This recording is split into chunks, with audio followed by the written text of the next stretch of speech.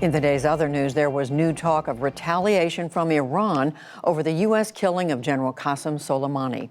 President Hassan Rouhani warned of, quote, a very dangerous response if the U.S. strikes again. A top Revolutionary Guard commander said the retaliation did not end with Iran's missile attack on bases housing U.S. troops in Iraq.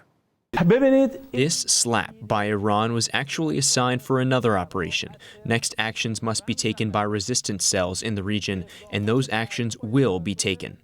Meanwhile, President Trump said there is no need for further U.S. action, but he suggested he could order new strikes if circumstances change, and he said, quote, I wouldn't even mind doing it. In Britain, the House of Commons gave final approval today to leaving the European Union on January 31st. That followed the sweeping victory by Prime Minister Boris Johnson and his ruling Conservatives in last month's elections.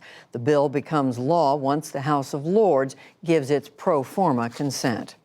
Officials in southeastern Australia have ordered new evacuations before a new round of high winds and extreme heat.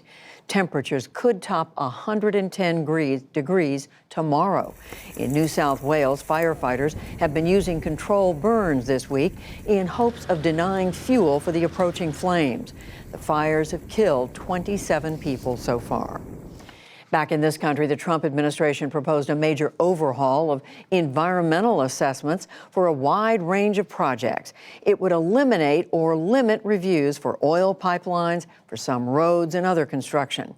President Trump and Transportation Secretary Elaine Chao said too often crucial work is hampered by red tape.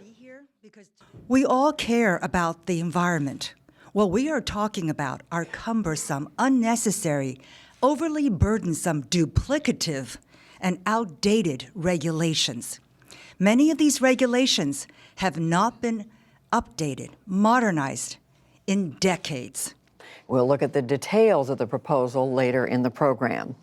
White House officials said today that construction on a southern border wall will now resume. A federal appeals court on Wednesday allowed the use of $3.6 billion in military construction funds to pay for wall sections. Separately, migrant detentions at the border fell again in December to 40,600. That is down from 144,000 last May. Facebook has reaffirmed today that it will not ban or fact-check political ads. The social media giant said that it will add so-called transparency features to give users slightly more control over how many political ads they see. In contrast, Google has imposed limits on political ads, and Twitter has banned them outright. And Wall Street rallied again on hopes that the risk of war between Iran and the U.S. is easing. The Dow Jones Industrial Average gained 211 points to close near 28,957.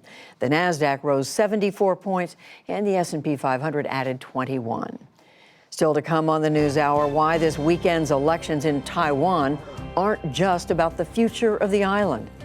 The environmental implications of a major White House policy shift, making sense of the success of Las Vegas's powerful culinary workers union, and much more.